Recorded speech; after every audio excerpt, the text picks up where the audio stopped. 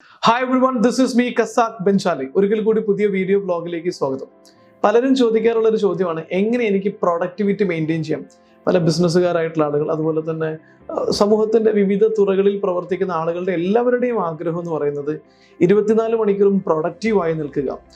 നമുക്ക് ഒരു ദിവസം ഉള്ളത് 24 മണിക്കൂറാണ്. പക്ഷെ ആക്ച്വലി നമ്മൾ എത്ര സമയമാണ് അതിനകത്ത് പ്രൊഡക്റ്റീവായിട്ട് നമ്മുടെ ലൈഫിനെ ഇമ്പ്രൂവ് ചെയ്യാൻ വേണ്ടിയിട്ട്, നമ്മുടെ ഗോൾ അച്ചീവ് ചെയ്യാൻ വേണ്ടിയിട്ട് ഉപയോഗിച്ചത് എന്ന് ചോദിച്ചു കഴിഞ്ഞാൽ അത് പലപ്പോഴും വളരെ കുറവായിരിക്കും.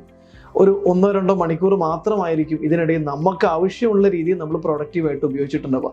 അപ്പം നമ്മളുടെ ലൈഫിൻ്റെ വാല്യൂ എക്സ്പാൻഡ് ചെയ്യണമെങ്കിൽ നമ്മുടെ success ratio, if you really want to exceed or excel in your success, avada adu venamengil of course you have to be more and more productive. So the following strategies will help you to become more productive. അതിന് പറ്റുന്ന വളരെ പ്രധാനപ്പെട്ട കുറച്ച് സ്ട്രാറ്റജികളാണ് പറയുന്നത്. നിങ്ങൾക്ക് അറിയുന്നത് തന്നെയാണ്, എന്നാൽ പോലും ഇത് കറക്റ്റായിട്ട് ഫോളോ ചെയ്ത് കഴിഞ്ഞാൽ it will be helpful for you. Number 1, have to do list.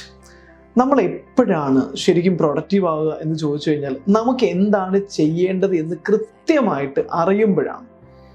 നിങ്ങൾക്ക് തലേ ദിവസം അല്ലെങ്കിൽ ഒരാഴ്ച മുൻപ് ചെയ്യേണ്ടുന്ന കാര്യങ്ങൾ, ഒരു മാസം മുൻപ് ചെയ്യേണ്ടുന്ന കാര്യങ്ങളെക്കുറിച്ച് കൃത്യമായിട്ട് ധാരണയുണ്ടെങ്കിൽ, കൃത്യമായിട്ട് അറിയാമെങ്കിൽ, ഒന്നും പ്ലാൻ ചെയ്യാത്തതിനേക്കാളും ഒത്തിരി കാര്യങ്ങൾ നിങ്ങളുടേത് നടക്കുമെന്നുള്ളതാണ് യാഥാർത്ഥ്യം, നമ്മുടെ എല്ലാവരുടെയും. അപ്പോൾ അതിന് ഏറ്റവും നല്ല ബെസ്റ്റ് പ്രാക്ടീസ് എന്ന് പറയുന്നത് maintain a to do list.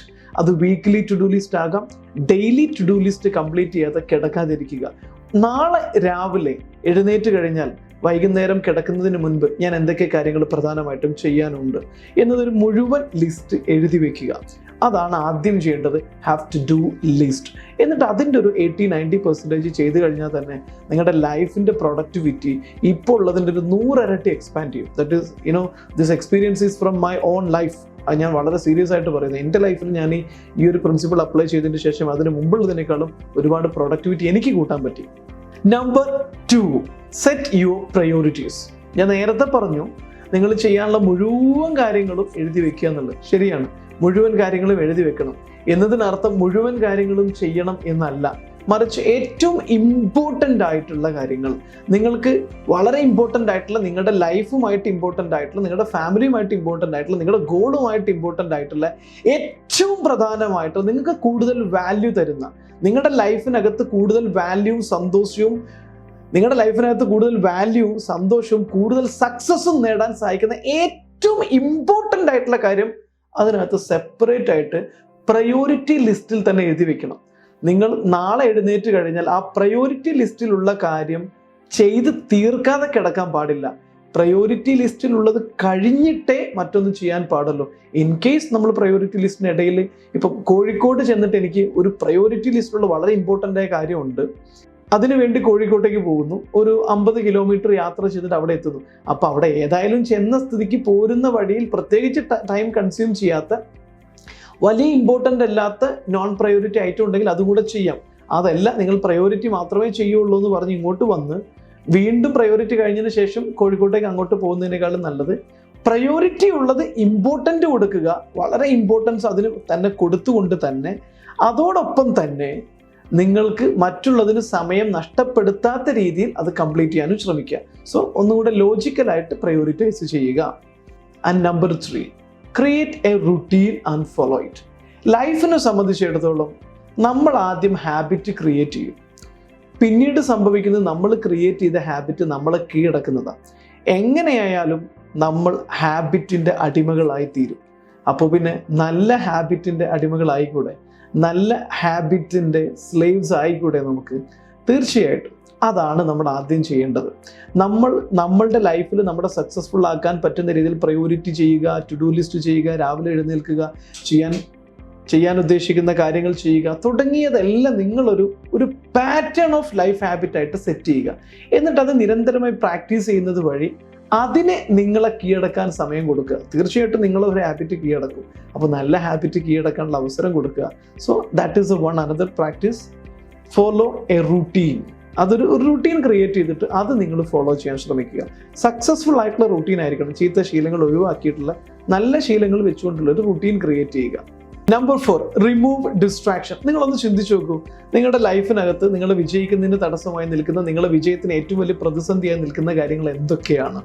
ഒന്ന് അനലൈസ് ചെയ്ത് നോക്കൂ. അതിനകത്ത് എത്ര സുഹൃത്തുക്കളുണ്ട്, എത്ര ആക്ടിവിറ്റീസ് ഉണ്ട്, എത്ര ഉപകരണങ്ങളുണ്ട്, mobile phone, Amazon, gadgets, games, ഇങ്ങനെ ഒത്തിരി സാധനങ്ങളുണ്ടാവും.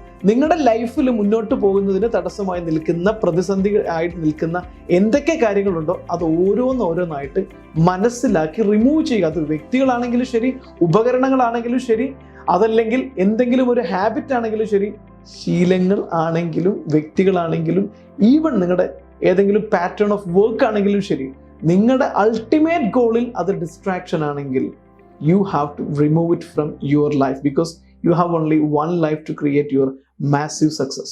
And number 5, set a timer.